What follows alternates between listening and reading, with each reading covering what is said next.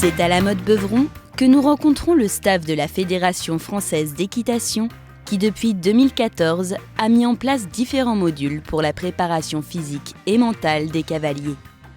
Idée quelque peu récente, certes, mais incontournable pour un cavalier qui veut exceller et perdurer dans son domaine. Alors la préparation physique, pour moi, et on a fait constat avec les médecins, les préparateurs physiques des cavaliers de haut niveau, que la préparation physique du cavalier était très importante pour plusieurs raisons. Alors il y a bien sûr l'aspect endurance, c'est important pour un cavalier d'être capable de tenir jusqu'au bout sans être essoufflé et donc en étant encore bien connecté mentalement sur ce qu'il est en train de faire. Ensuite, il y a bien sûr tout l'aspect souplesse, coordination. Et enfin, et je dirais c'est, je pense, très important, l'aspect proprioception, être capable d'avoir du ressenti à l'instant T et analyser. Alors c'est développer sa vision, c'est développer son oreille interne, c'est tout l'aspect environnemental pour prendre les décisions le plus rapidement possible. Et que ce soit sur un barrage, sur une reprise de dressage, sur un cross où on va sauter des contrebas, des contre-hauts, etc. C'est important et ça peut se travailler à pied. Et quand on discute avec des préparateurs physiques qui viennent d'autres sports et quand on montre des images d'équitation, ils nous disent mais c'est évident que le cavalier peut progresser. Tout ça, on le travaille et on l'a mis en place avec les cavaliers. En effet, afin d'encadrer nos jeunes cavaliers, la Fédération française d'équitation a engagé différents professionnels dans le cadre de la préparation physique.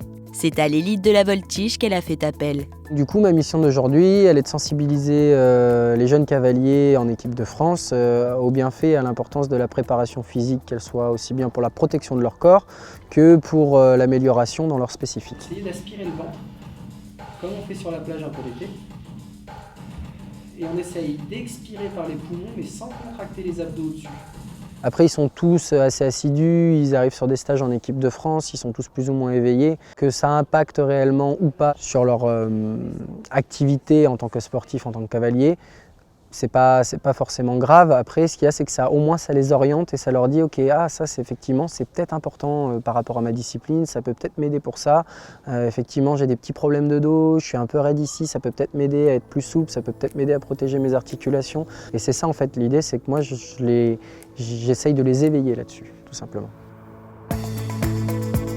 C'est en alliant un bon physique et de la technique que nos jeunes cavaliers pourront être au top.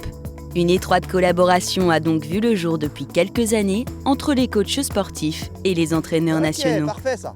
C'est pas dans notre culture, dans l'équitation, de faire du sport le matin avant de se mettre à cheval, de s'échauffer. Mais pour des jeunes comme eux, l'important, c'est que le peu qu'ils vont trouver en souplesse, l'adéquation qu'ils vont trouver avec le cheval, le lien qu'ils vont avoir avec le cheval, le ressenti et tout, s'ils ont eu un renforcement de la paroi abdominale, s'ils ont eu un peu de muscu, un petit peu le sens de l'équilibre, c'est peut-être ce qui va les sauver de la chute et sauver l'équipe de France. C'est ce que je leur dis, vous allez sauver l'équipe de France sur un championnat d'Europe. Ok, très bien Thibaut. Ça fait quelques années, ça fait peut-être 4-5 ans que les mentalités commencent à changer, que ça commence à vraiment prendre forme à l'étranger, les Français aussi. Et là, je vois que ça commence à être vraiment presque logique, entre guillemets, pour les jeunes, de faire un petit peu de sport à côté et de la préparation annexe qu'à cheval. Et c'est vrai que comme c'est un sport qui se pratique et qui peut se pratiquer à haut niveau, même en tant que loisir, très longtemps, ça vaut le coup de prendre soin du véhicule qui est notre corps, quoi.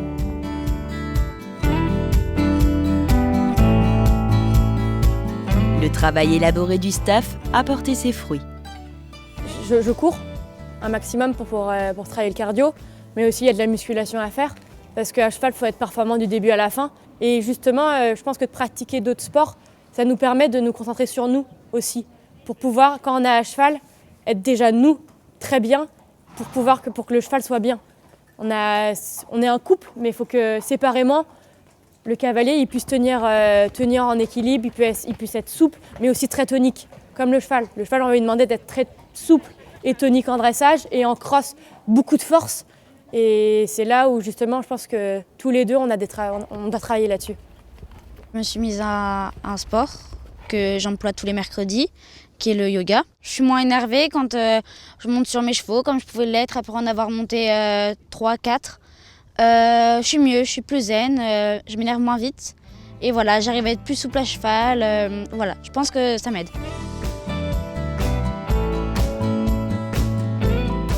À l'issue de ce programme, beaucoup d'attentes. J'ai vraiment besoin que les cavaliers que l'on forme aujourd'hui soient les athlètes de demain. Donc on veut les former à bien connaître leur corps, à à sentir ce dont ils ont besoin pour améliorer leur performance. Voilà, tranquille, tranquille. Les anecdotes, c'est surtout de se retrouver en Autriche au championnat d'Europe avec une température assez extrême.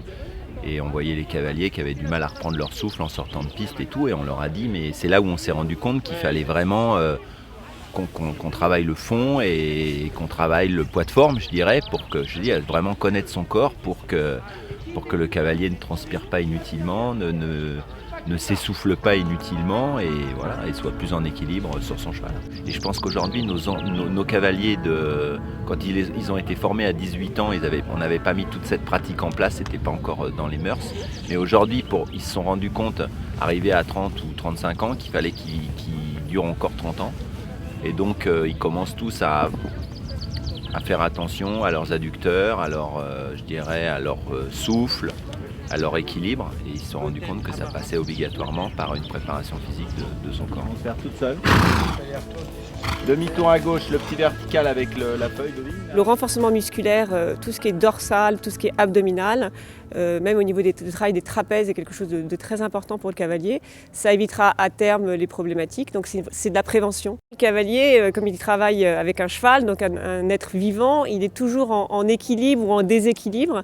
Et à ce titre-là, il faut vraiment qu'il développe sa proprioception. C'est-à-dire qu'il faut qu'il sache ce que c'est que l'équilibre, il faut qu'il travaille vraiment toute cette vision dans l'espace. Et ça peut se travailler aussi bien à pied, mais aussi bien avec un ballon, sur un vélo. Et donc, il y a vraiment une activité à mettre en place dans cette préparation physique qui sera très importante et qui va apporter énormément en termes de proprioception.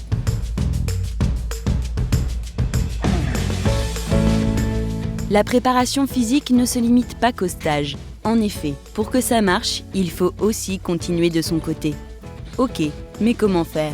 Nous sommes partis à la rencontre de Loïcia, jeune cavalière qui étudie en STAPS. Donc ce qui est conseillé pour les cavaliers professionnels, généralement, c'est juste d'avoir une activité physique à côté, en plus de l'équitation. Une fois par semaine, par exemple, sur du long terme, ça peut être très très bénéfique, même en termes de pathologie. C'est bien de prendre des réflexes assez jeunes, assez vite, de s'échauffer avant de monter à cheval, de faire des étirements après avoir monté à cheval et faire des petites séances comme ça, de pas très longtemps pour pas se lasser, un petit peu à chaque fois avant de monter, s'échauffer, voilà, se renforcer musculairement et puis s'étirer après la séance.